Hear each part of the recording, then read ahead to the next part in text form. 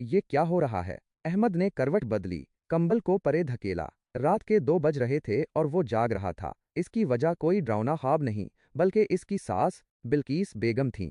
वो पिछले 1 घंटे से अपने बिस्तर पर टांगें हिलाए जा रही थीं। अहमद और उसकी बीवी सायरा अपनी सास की देखभाल के लिए उनके घर पर कुछ दिन के लिए आए हुए थे। बिल्किस बेगम एक प्यारी खातून थीं, लेकिन पिछले कुछ अरसे से उन्हें एक अजीब सी तकलीफ हो रही थी। माइनस रात होते ही उनकी टांगों में एक बेचैनी शुरू हो जाती थी, जैसे कोई कीड़ा रेंग रहा हो। उन्हें मुसलसल उन्हें हलाने की ज़रूरत महसूस होती थी, जिसकी वजह से वो खुद भी ठीक से सो नहीं पाती थीं और साथ वाले भी जागते रहते थे। अहमद ने आहिस्ता से सायरा को हिलाया। सायरा, क्या अम्मी की टांगें फिर से शुरू हो गई हैं? सायरा ने नींद में करवट बदली। हाँ, मुझे भी लग रहा है। बेचारी अम्मी, इन्हें कितनी तकलीफ होती होगी। अगली सुबह नाश्ते पर अहमद ने बिल्किस बेगम से पूछा, अम्मी जान, रात आपकी टांगें ठीक थीं?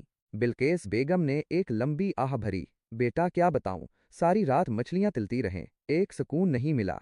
अहमद और सायरा एक दूसरे को देखकर मुस्कुराए। बिल्किस बेगम अपनी तकलीफ को मज़ाहिया अंदाज में बयान करती थीं, लेकिन उन्हें मालूम था कि ये कोई हंसने वाली बात नहीं है।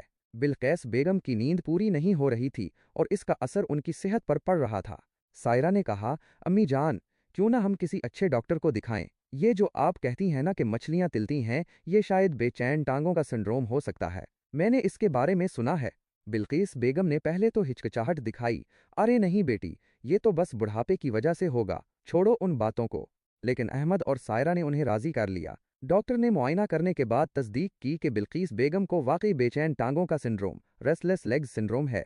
डॉक्टर ने उन्हें कुछ अहम मशवरे दिए। उन्होंने कहा कि रात को सोने से पहले हल्की फुल्की वर्जिशें करना, जैसे कि टांगों को खींचना और घुमाना, फ़ायदेमंद हो सकता है।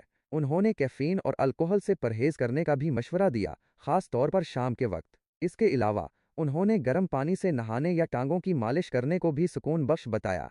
जहाँ तक अद्वियात का ताल्लुक है, डॉक्टर ने बिल्किस बेगम को कुछ ऐसी दवाएं तजवीज़ कीं जो दिमाग में डोपामाइन की सतह को मुनज़्ज़म करने में मदद करती हैं, क्योंकि बाज़ औक़ात उसकी कमी भी इस सिंड्रोम का सबब बन सकती है। उन्होंने आयरन की सतह चेक करने के लिए भी कहा और अगर ज़रूरी हुआ तो आयरन सप्लीमेंट्स तजवीज़ करने का इंदिया दिया। डॉक्टर ने ताकीद की कि कोई भी दवा अपनी मर्जी से शुरू या बंद ना करें और बाकायदगी से फॉलो अप के लिए आएँ। कुछ हफ्तों बाद जब अहमद और सायरा दोबारा बिल्किस बेगम से मिलने गए तो उन्होंने एक मुख्तलिफ मंजर देखा। बिल्किस बेगम रात को सुकून से सो रही थीं और सुबह वो तरोताज़ा नजर आ रही थीं।